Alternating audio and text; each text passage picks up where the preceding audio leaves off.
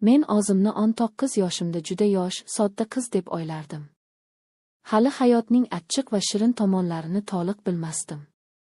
Yaqinda turmushga chiqqan edim, erim Samandar yaxshi yigit, yaxshi odam, tinib-tinchimas ishchi yigit edi. U to'yimizdan atigi 3 oy o'tib Rossiyaga ketishga majbur bo'ldi. Oila uchun, kelajak uchun pul yigish kerakligini ikkovimiz ham tushunardik. U ketgan kun uyimiz galati sukunatga to'ldi. Qaynona-qaynotam yaxshi odamlar, menga havas bilan qarashardi. Lekin uy ichida yana bir odam bor edi, qaynakam Diyor. U 27 yoshda, baland bo'y, qattiq qo'l, ko'p gapirmaydigan yigit edi. To'y vaqtida ham juda sovuq tabassum bilan qarardi menga. Shunda men buni faqat uning xarakteriga yoygan edim. Erim ketganidan keyingi birinchi hafta hech qanday galati narsa sezmadim. Qaynona bilan uy yumushlari, qaynona menga bolam deb mehr bilan qarab yuradi. Qaynota esa ertalab ishga ketib, kechqurun charchab qaytadi. Diyor esa ko'pincha kechqurun keladi, ba'zida tun yarmida kirib keladi, chunki u ham kechki smenada ishlardi. Birinchi marta o'zimga galati qarashni o'shanda sezdim. Kechqurun ovqatni dasturxonga qo'yib, idishlarni tozalab yurgandim. Diyor kelib kirdi. Odatiy salom demadi, ko'zini menga qadab qarab turdi. Men esa tezda boshimni egdim. Yana uy yumushlarini davom ettirdim. Shunda u yonimdan o'tayotib, nimadir demoqchi bo'lgandek to'xtab qaradi. Nigohi juda galati edi, odamga emas, odamning orqasidagi narsa orqali qarayotgandek. Men indamay o'tib ketdim. O'sha paytda bu qarashlarning tagida nima borligini bilmasdim. Balki bilishni ham istamasdim. Kunlar o'tib, u menga tobora ko'proq tikiladigan bo'ldi. Qaynona buni sezmaydi, qaynota ko'p uyda bo'lmaydi. Men esa uyda deyarli yolg'izman. Kechalari telefonimni qo'limga olib, erimga yozaman, men yaxshi, hammasi joyida, seni kutyapman. Ammo ichimda o'sha begona nigoh meni bezovta qilardi. Bir kuni kechasi suv ichish uchun oshxonaga chiqdim. Uy sokin, qorong'i, faqat derazadan tushayotgan xafif oy nuri. Suv ichib qaytayotgan edim, birdan eshik hoynahoyasida ochildi. Diyor kirib keldi. Hali kiyimlarini yechmagan, qadamlarda shoshilish bor. U meni ko'rib to'xtadi. Qaradi, yana o'sha notanish, tushuntirib bo'lmaydigan ko'zlar bilan. Kechasi uygoq yuribsizmi? Dedi past ovozda. Suv ichgani chiqqandim, dedim qo'rquvni yashirishga urinarak. U kulimsiradi. O'sha kulgi meni larzaga soldi. U asta menga yaqinlashdi, men ortga chekindim. Qo'rqmang, dedi u, shunchaki gaplashmoqchi edim. Gapni ertalab ham qilsa bo'ladi, dedim qaltirab. U menga yana bir qadam yaqinlashdi. O'sha paytda yuragim o'zimni eshitmay qoldi. Shu onda xonamga yugurib kirib ketdim va eshikni qulfladim. Yuragim gursillab urardi. O'sha kecha uxlay olmadim. Oradan 2 kun o'tdi. U yana kechasi uyga keldi.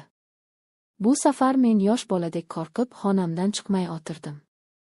Ammo bilmadim, qaynota uni kutib o'tirganmi yoki yo'qmi. Uy jim bo'lib yotganida, koridorda mayin qadam tovushlari eshitila boshladi. U to'xtadi. Xuddi mening eshigim oldida turib qolgandek. Nafasim bo'gilib qoldi. Har bir qadam, har bir tikdek jimlik quloqlarimda jaranglardi. Shu voqeadan keyin qaynakam menga kundan kunga yaqinlashishga urina boshladi. Balki u buni yashirayotgandek tuyular, lekin har galgi nigohlar, gaplar, yonimdan o'tayotganidagi qasddan sekin harakatlar, hammasi menga sovuq qo'rquv olib kelardi. Men qaynona bilan birga bo'lsam o'zimni xavfsiz his qilardim, yolg'iz qolganimda esa yuragim bezovta bo'lardi. Uyda yolg'iz qolishning o'zi ham endi mashaqqatga aylandi. E'lon qilinmagan, lekin seziladigan xavf ichimni kemirardi. Shunda o'zimni qo'lga olishga qaror qildim. Bir kuni ertalab nonushta qilib bo'lgach, qaynona oshxonani yig'ishtirayotgan ekan. Men ichimda yiglab, ammo yuzimda tabassumni yashirmay dedim. Onajon, men kechasi qo'rqib yuribman. Uyga kim kelib ketayotganini bilmayapman. Qaynona boshini ko'tardi. Kim degan savol uning ko'zida paydo bo'ldi, lekin ovoz chiqarmadi. Men esa ichimni bo'shatishga qo'rqdim. Bu gap uyni buzishi, qaynona bilan qaynakaning orasiga nizo solishi mumkin edi. Ammo haqiqatni yashirish ham endi qiyinlashib borardi. O'sha kundan keyin qaynakamning har bir qadamini his qilishim yanada kuchaydi. U meni yolg'iz ko'rib qolsa gaplashmoqchi bo'lardi. Men esa uzr topib chetlab ketaverardim.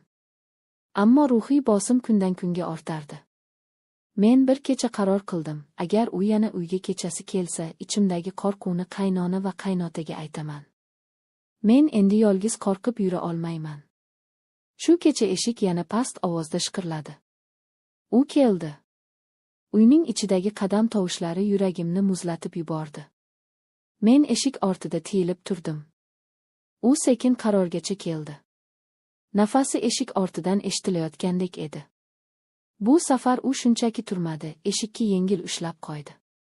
O'sha lahzada men ichimdagi butun qo'rquvni yigib, hech qachon tasavvur qilmagan jasoratni topdim. Men baland ovozda chaqirdim. Qaynona. Diyor yana kechasi kelyapti. Uy larzaga keldi. Qaynona chopib chiqdi, qaynota ham uyg'ondi. Diyor esa ortiga tisarildi, lekin kech edi, hamma ko'rdi. Qaynona qotib qoldi. O'sha ko'zlarida men bir umr unutmaydigan alam, hijolat, norozilik va sharmandalikni ko'rdim. Qaynota Diyorni qo'lidan ushlab tashqariga olib chiqdi. Ularning janjali butun mahallani uyg'otdi.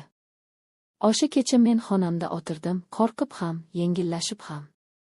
Yig'lagim keldi, lekin ko'z yoshim chiqmadi. Qaynona kirib meni bagriga bosdi. Bolam, kechir meni, bu mening aybim, dedi titrab. Men uning bagrida ko'p vaqt jim o'tirdim.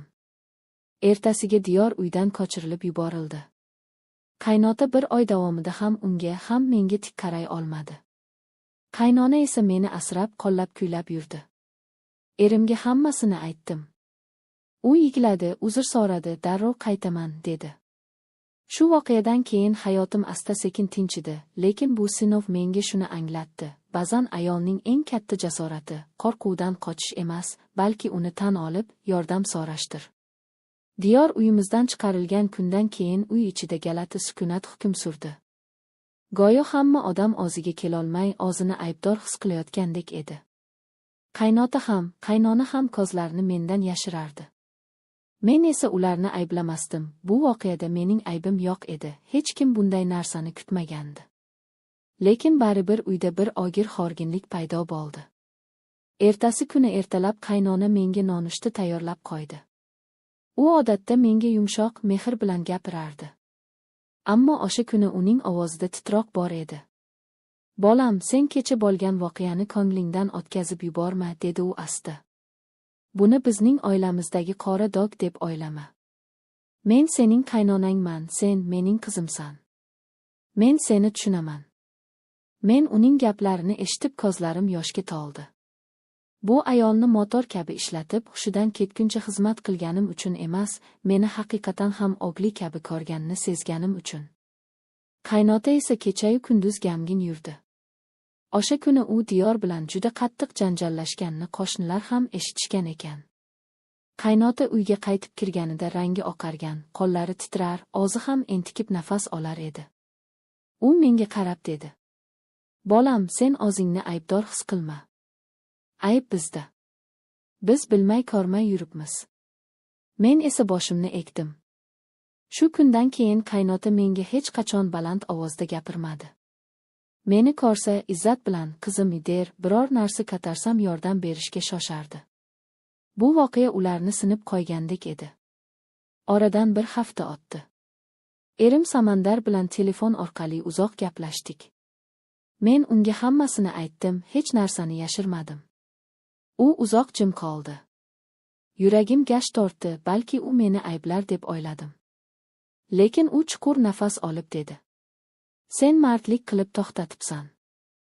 Ayb sening ustingda emas. Men seni yaxshi ko'raman. Men seni asray olmay qoldim. Men hech qachon seni yolg'iz tashlab ketmasligim kerak edi. Bu gaplar meni larzaga soldi. Shu payt bilib qoldim, erim menga ishonar ekan. Bu ishonchdagi og'irlik yig'limni keltirdi.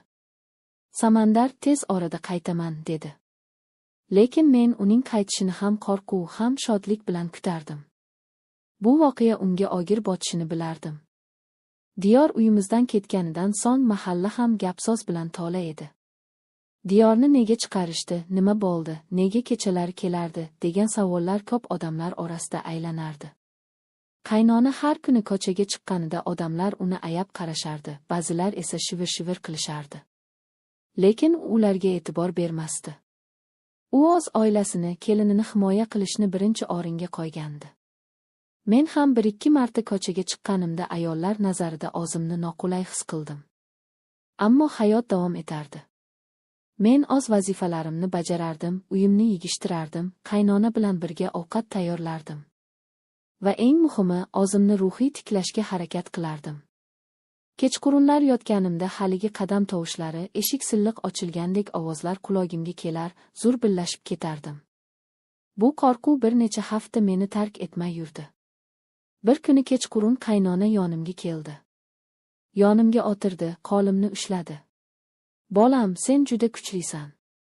Ko'p ayollar buni aytolmaydi. Sen aytding, o'zingni himoya qilding. Bu mening kelinim ekaningdan faxrlanaman. Uning ko'zlari nam edi. Men unga suyalib o'tirdim. O'sha kecha uyda birinchi marta o'zimni yana xavfsiz his qildim. Bir oydan keyin Samandar uyga qaytdi. U kelganida meni bagriga qattiq bosdi, go'yo hech qachon qo'yib yubormasday. Men ham titrab uni quchoqladim. Bu quchoqda shuncha og'riq, sog'inch, qo'rquv va minnatdorlik bor edi. Samandar ota-onasi bilan soatlab gaplashdi. Ularning ko'zlarida uyalish, afsus, minnatdorlik bor edi. Samandar esa ularga sizlar aybdor emassiz, men yo'q bo'lganim aybdor, dedi. Bu gap qaynona bilan qaynotaning ko'z yoshlarini qo'zg'atdi. Shu kundan keyin Samandar meni bir daqiqa ham yolg'iz qoldirmadi. Kechalari yonimda yotganida o'zimni ilk bor haqiqiy himoyada sezdim. U qo'limni ushlab uxlar, kechasi uyg'onib meni asrab qarab qo'yardi. Hayot asta-sekin o'z iziga qaytdi. Voqea izlari ochishi uchun vaqt kerak edi.